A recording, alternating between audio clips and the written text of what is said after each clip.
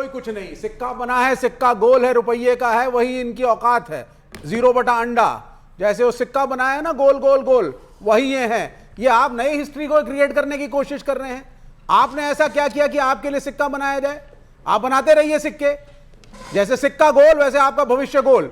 इनका एक ही काम है, समाज को बांटो, हिंदू सुप्रीमेसी की बात करो, देश सिर्फ हिंदुओं का है, सनातन जिंदाबाद, बाकी हैं नहीं है फर्क नहीं पड़ता। आप किसी को भी ले लीजिए, आप जो संघ से जुड़े, चाहे माननीय प्रधानमंत्री को लीजिए, आपके सुधांशु त्रिवेदी जी को ले लीजिए, हर प्रवचन में धर्म आएगा।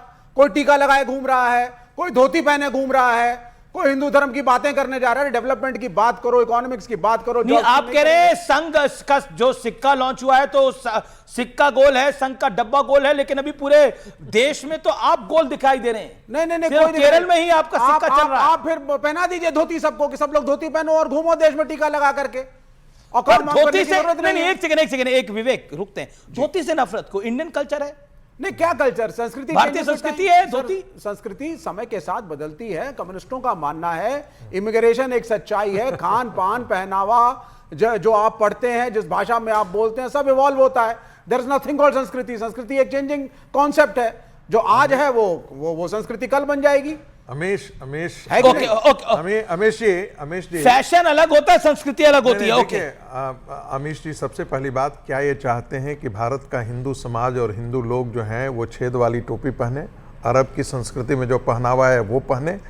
उस समय ये कहते हैं कि ये भाई मुसलमान लोग हैं, इनकी ये इच्छा है, इनके खान पान, इनके रहन सहन पर आप क्यों टिप्पणी करते हैं? और अब ये हिंदुओं के रहन सहन पर ये टिप्पणी कर रहे हैं। दूसरी बात, कम्युनिस्ट कंट्री में आप चले जाइए, मैं हो करके आया हूं, वहां पर आज के दिन में भी चर्च के वो दिखाने जाते हैं। हमारे यहाँ जब कोई बाहर का डेलीगेट आता है तो हम उसको मंदिर दिखाने नहीं ले जाते हैं। हम इस आत्महीनता के शिकार हैं। और बाहर यदि हम मॉस्को जाते हैं, लेनिनग्राद जाते हैं, तो वहाँ के लोग खुशी से अपने चर्च को दिखाने के लिए जाते हैं। कम आते हैं मुद्दे पे, महत्वपूर्ण मुद्दे पर।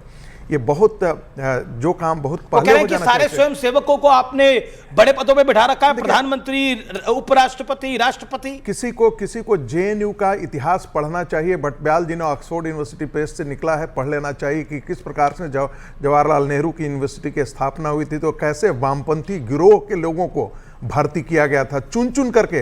वहां तब कोई कंपटीशन भी नहीं हुआ करता था, सारे देश में उसी प्रकार का किया था। एक किताब पढ़िएगा, red hammer on Calcutta university, वो संतोष भट्टाचार्य ने लिखी थी, कोई छापने नहीं दिया था उसको। इन वामपंथी गिरोहों का यही पूरे मीडिया के अंदर रहा है। नहीं, जस्ट ए मोमेंट प्लीज, आज आप डिस्टर्ब मत कीजिए।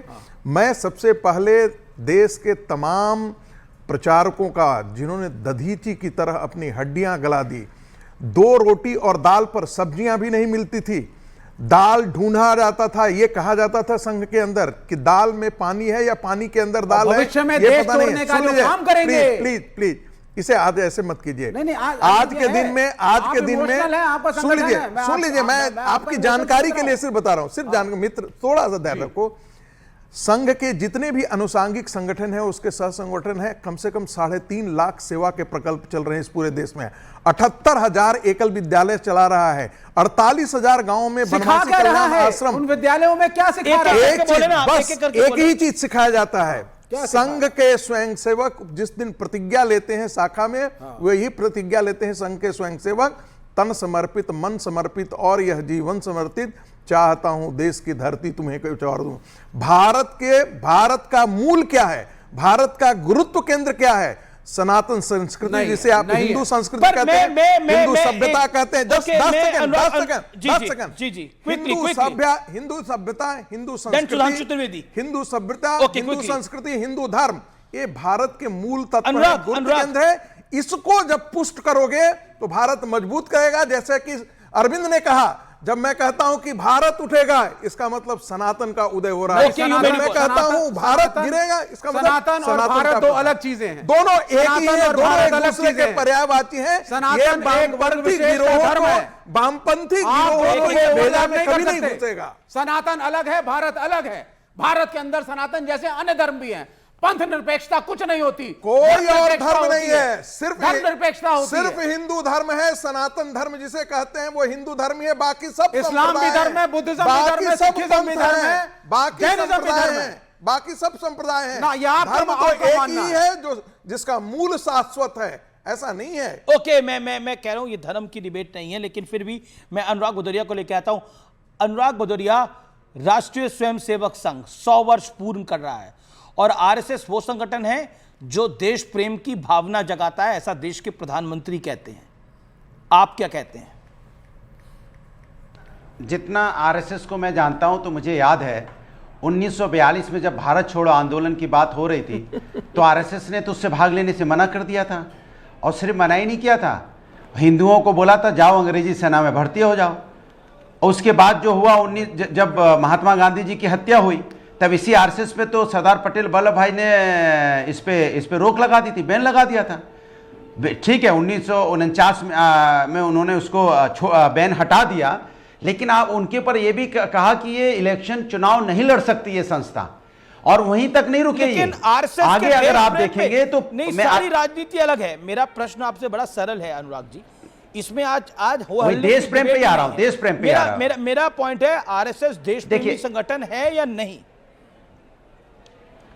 वही मैं आपसे पूछा, आप बताइए कैसे मैं मानूं ये बात। जो लोग तिरंगा का विरोध किया हो, जब देश आजाद हो गया तो तिरंगा को अशुभ बोल रहे थे और अपने ही कार्यालय पे 52 साल तक तिरंगा नहीं फहराया। आप बताओ ना, तिरंगा से तो बड़ी हमारे लिए कोई चीज नहीं हो सकती, उसी को अशुभ बता रहे थे। और सुनिए क्या है जून 2025 में प्रार्थना क्या है? एक सेकंड अनुराग, मेरी बात सुनिए। प्रार्थना क्या है? अरे प्रार्थना मेरी, अरे बोलने तो दे मैं अपनी बात कह लूं फिर। नहीं, आरएसएस जो किया है वो मैं बता रहा हूं, आरएसएस ने क्या क्या किया। फिर उसके बाद यहां जून 2025 में दत्तात्रेय होसबोले जी ने क्या बोला था? दत्तात्रेय होसबोले ने क्या बोला था? संविधान से धर्मनिरपेक्षता और समाजवाद हटा दीजिए। दत्तात्रेय होसबोले जी ने क्या बोला था कि संविधान से धर्मनिरपेक्ष और समाजवाद हटा दीजिए। अरे सुनो, अच्छा, दत्तात्रेय होसबोले जी ने क्या बोला था? सुनिए, मेरे प्रोनाउंसिएशन पे मत जाइए। मैं बोल रहा हूं कि उन्होंने बोला संविधान से धर्मनिरपेक्ष और समाजवाद शब्द हटना चाहिए। तो क्या बाबा साहब ने जो संविधान बनाया था उसमें अगर शब्दों के हटाने की बात की जाएगी तो हम कैसे बोलेंगे कि राष्ट्र? इसी में हमें याद है। Okay, you made your point. मैं बता देता मैंने बोला 2000। अनुराग, प्रार्थना क्या है संघ की? आपको शायद पता नहीं। अरे मुझे बोलने दीजिए, व्यूअर्स को बता देता हूं। अरे मैं अपनी बात कह लूं, मुझे उनकी क्या। एक सेकंड शांति। नमस्ते सदा वत्सले मातृभूमि त्वया हिंदू भूमि सुखम वर्धतोहम। इसकी आवाज और लंबी है, यानी मेरी मातृभूमि तुझे नमस्ते है, यानी अपनी मातृभूमि को नमन करने वाली जिस संगठन की प्रार्थना हो, क्या वो नफरत फैलाएगा, वो देश विरोधी काम करेगा? ये गंभीर सवाल है। डॉक्टर सुधांशु त्रिवेदी, आप डिबेट में नहीं थे, आप थोड़ा लेट जुड़े। अनुराग भदौरिया ने बोला कि अनुराग भदौरिया कह रहे हैं, विवेक श्रीवास्तव ने बोला कि धोती डालकर संघ का प्रचार होता है, टीका लगा के संघ का प्रचार होता है। जैसे संघ के नाम पर सिक्का उछाला गया है, सिक्का बनाया गया है, जैसे सिक्का गोल है वैसे संघ की वैल्यू भी गोल है, यानी जीरो है। और साथ ही साथ फिर उन्होंने बोला नरेंद्र मोदी और सुधांशु त्रिवेदी जैसे लोग संघ से निकल के आते हैं जो राजनीति को धर्म के साथ जोड़ देते हैं हर मसले पर।